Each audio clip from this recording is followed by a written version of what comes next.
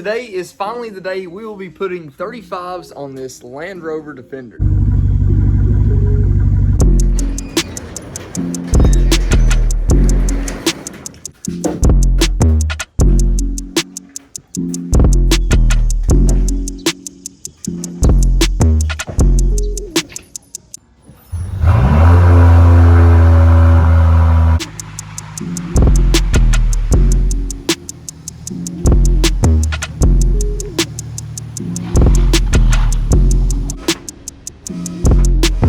So before we start going too crazy, I'm going to go ahead and take the spare wheel and tire off. Go ahead and make sure we can mount that 35 1250 on this stock rim and have no issues. After we get done with that, we'll put on the spacers on each one of these, and then we'll actually take off the standard 32s, put on the 35s, then we'll see where we need to cut for clearance, and then we'll trim it right off.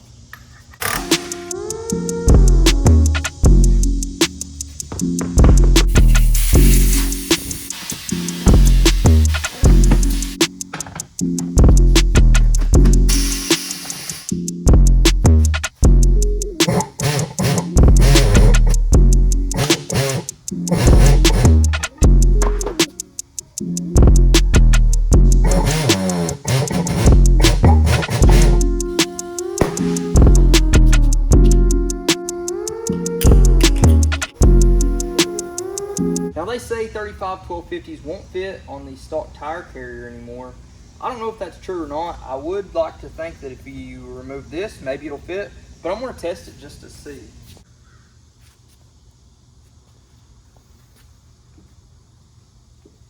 As you can see right here, it is mounted up. Now I will say it is making contact with the bottom of the bumper right there. It looks like we'll have just enough clearance to get the windshield wiper all the way through. Not exactly sure. If we need to, we'll definitely get an extension for the spare tire carrier, but for now it does look like it's going to work. Now since I do have those off, I was going to show you guys the wheel spacers that I actually got to run on the Defender. As you know, it took quite a while to actually get these in, but it was well worth the wait. These are a little bit different than your traditional spacers. So these are made by Bonus. These are the forged active cooling wheel spacers. It shows a little diagram of how it lets in the air, so it doesn't make contact on the entire assembly, but apparently this is to cool off the spacers. I've never seen that before. It is made out of a different material. These are 6061 T6 material. It is aluminum alloy, and they are all black. You'll see the texture here on the side, which is quite a bit different, and this is their active cooling design. Not sure how much that would really help, but it looks a lot better and a lot cooler than the standard spacers. And while we're talking about stuff that was sent out, all these spacer companies always tell you to never use an impact wrench whenever you're installing the spacers or anything like that. But with OMT, you're able to use your impact, because with these are limiting extensions.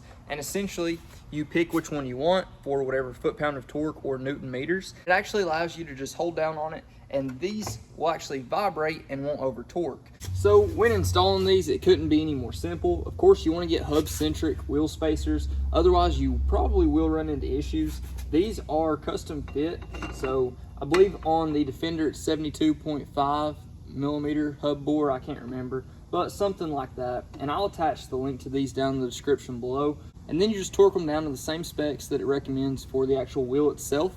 So I believe on this, it's 95 foot-pounds of torque. And for these extensions, it goes straight from 90 to 100. So I'm actually going to use the 90 foot-pounds of torque. I think that's plenty enough to hold these spacers on.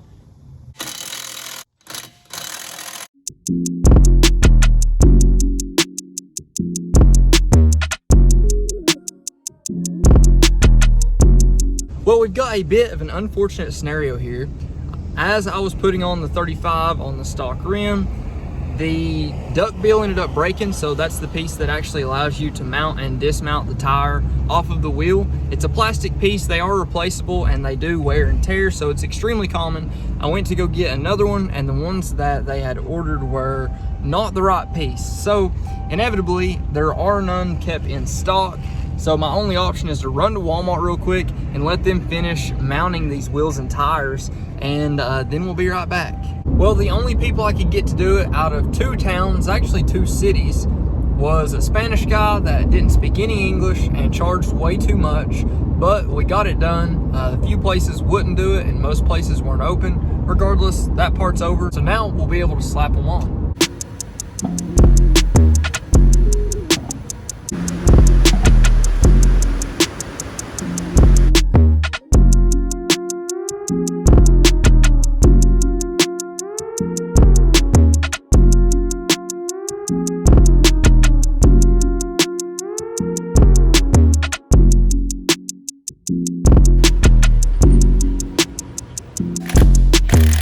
I've got it all mounted up and it's clearing perfectly fine right now. Got plenty of space behind the A-arms, at least a couple inches. And then it also looks like it's gonna have enough space just in terms of sitting there. I don't know about turning yet. That's what we're gonna find out whenever we put it down to the ground. But right now it looks pretty awesome.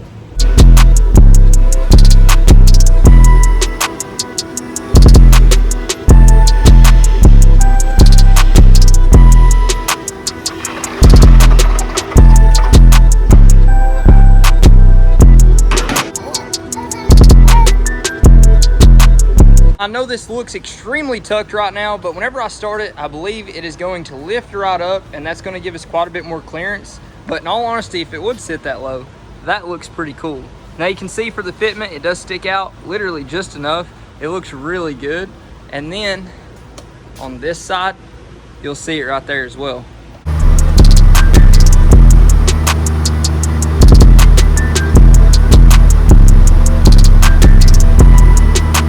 So you'll see now that it's actually running, it has got the 2-inch lift now with the lift rods. You can tell it gives us quite a bit more clearance and that's definitely gonna help.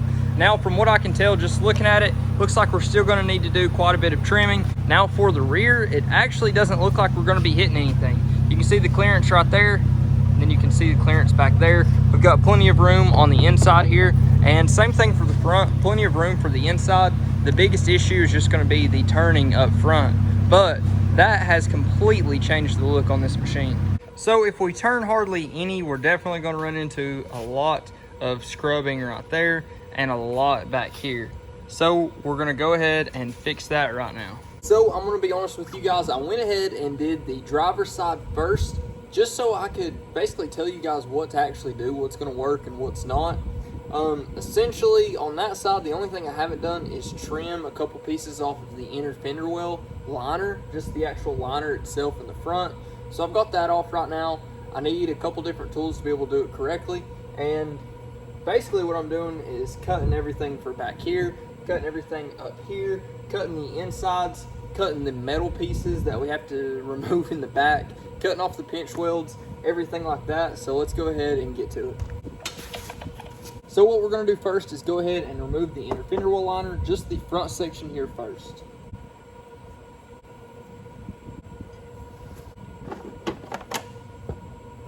And then once you've got that out of the way, you'll need to get a T20 and get that out right there. Then you can actually pull this little rubber piece off. And then you'll want to go ahead and mark this to cut it.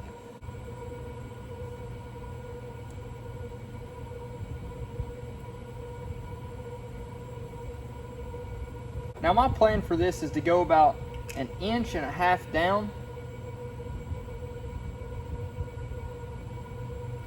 And start that about right here. So that's going to be about halfway. There's a little bracket that sticks in right here with a screw going through it. That's about halfway down that. Marking my line right there. And then I do a couple cuts with the razor blade just to get that line down.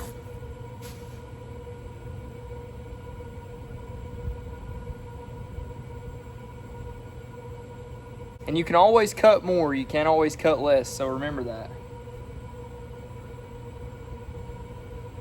I've got that first pass in. I'm gonna go back over it with just a little bit more pressure.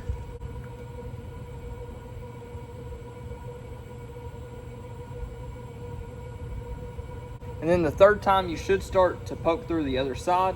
Now there are 2 different types of plastic here. There is a cover and then there's plastic under it. So main goal for the third cut is just to cut through the first level of plastic.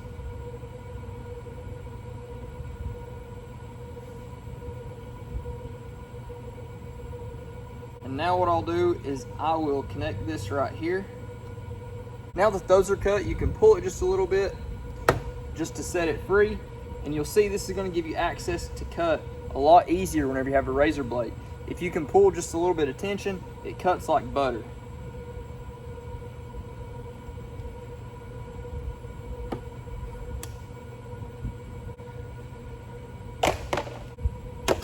Now it's time to get out something that's a little bit more risky.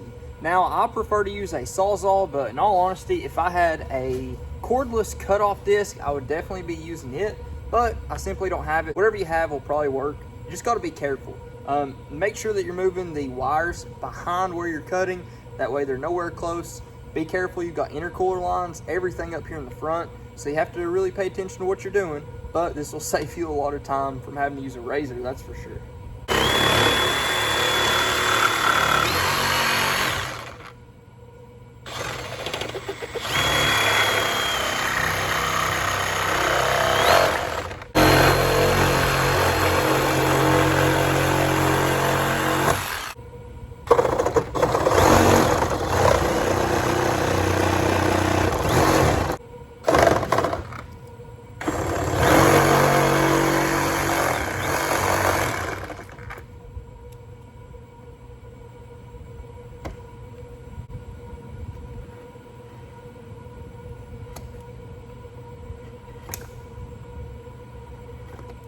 Then I'm going to reinsert the screw right here, the one we pulled out originally.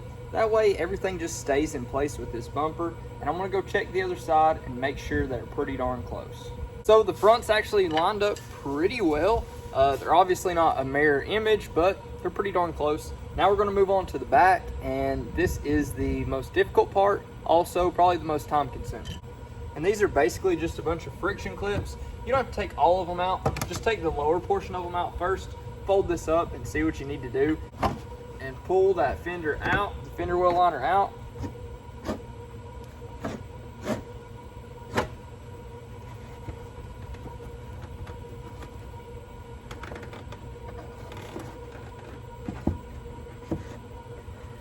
So what you'll need is a 10mm socket, and you've got two right here, two more behind this, and you'll pull it back to get it exposed, and then we can get to cutting. There's also a 8mm bolt you'll need to take out. That way you've got access to these other bolts you need to pull.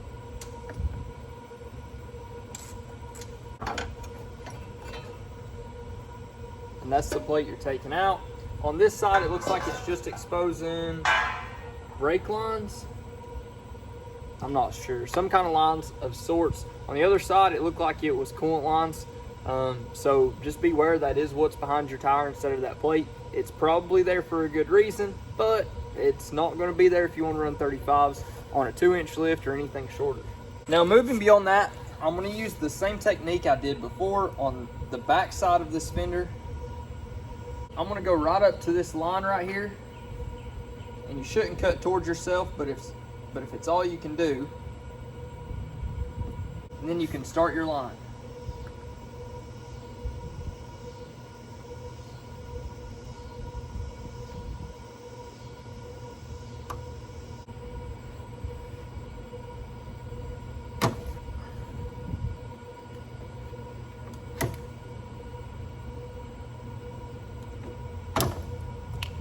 And then we'll trim that piece up again here in a little bit.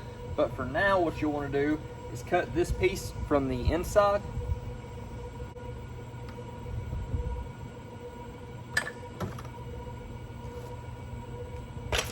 And now for the fun part, what you need to cut. So you'll see on this side, you've got this bracket that's hanging out right here. You want to cut that down at an angle the best you can. Now I'm gonna have to cut it a little different with a Sawzall. Then I'll be going over it with a cutting disc whenever I get one. And you also need to cut this piece up here. You want to cut that back and angle it if you can. And then you also want to cut this piece right here pretty much at an angle right there. So it'll be getting rid of all the obstructions that are right here sticking out, which is pretty much your main point of contact for the tire.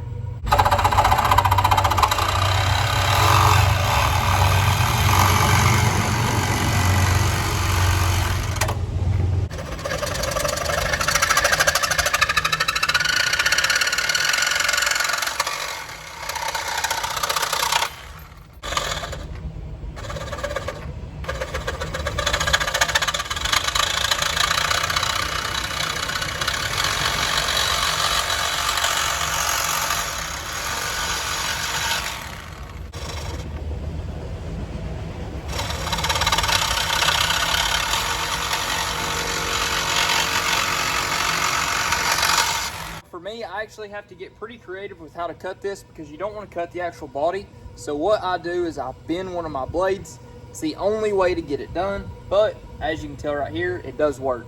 Then you should go over it with a file and then also paint it, just so you don't get any rust or anything like that. I'm not going to now because, like I say, I'm going over it with a cutting disc whenever I get one, and then I'm going to touch it up, paint it, and do all that. But for now, I'm not doing any of it. Then for this piece, I can't get my Sawzall blade to it because we need to cut some more, but you can usually get it off just like that.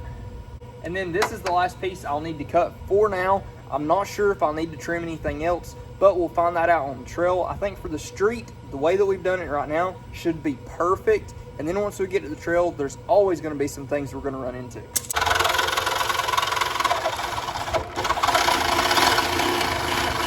Then any of the edges that are a little pointy, I'll go over them and pull them off, if that makes any sense. This material is pretty easy to do it. Then I'll kind of just bang on it for a second. So what we'll do now is go ahead and secure the rear of this inner fender well liner back. And you'll want to start right here and actually feed one of these zip ties in. Since you don't have that black bracket anymore, you want to feed it through on the back side. It's got 2 holes down here, and that way you can secure it.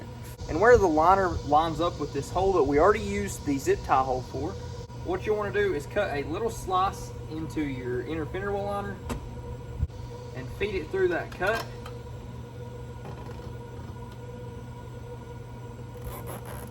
And then up here at the front, since I am not going to be reinstalling the front portion of the inner fender well liner right now, find a secure spot you can zip tie this to. That way it's not going to go flopping in the wind if you do the same thing as me.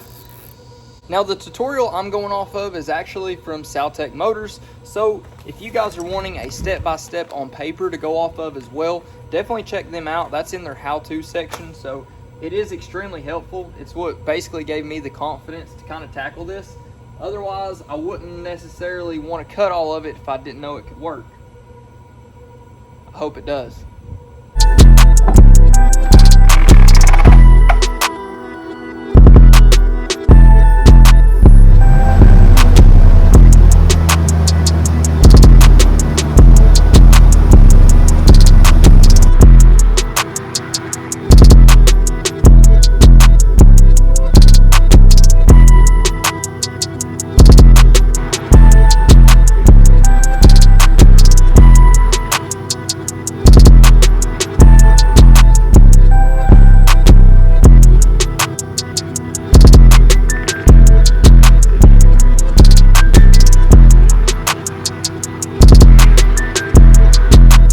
Not sure if you guys could see it right there, but going forward, there's really no issues at all. I could feel like it was making contact maybe to the fender well liner itself, but whenever we're going backwards, not at full lock and not, it's kind of hard to explain. Not at full lock is it rubbing, but getting to full lock, it does rub a little bit. You can go through it, it's no issue, but you can feel it gripping onto something. So the metal pieces in the back that we cut down, I may need to cut some more. That's the only thing I can think. So in the back, we are going to cut down a little bit more whenever we go over it with the cutting disc, just to make sure we don't have any issues at all.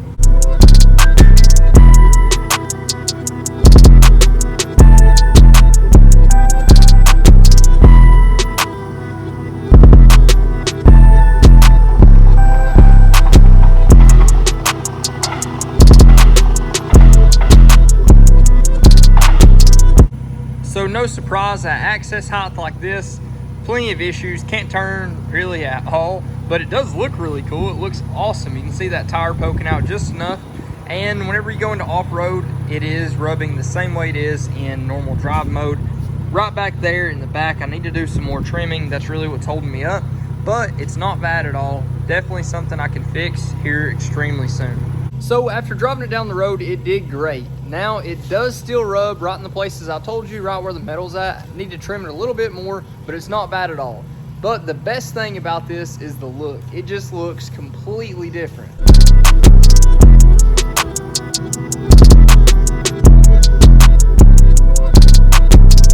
Well, obviously there's much more to come on this machine, and I'm excited to see what we can do to it next. If you all haven't already, please like, comment, subscribe. Let me know what you think. Let me know what you want to see next. But until then, Godspeed.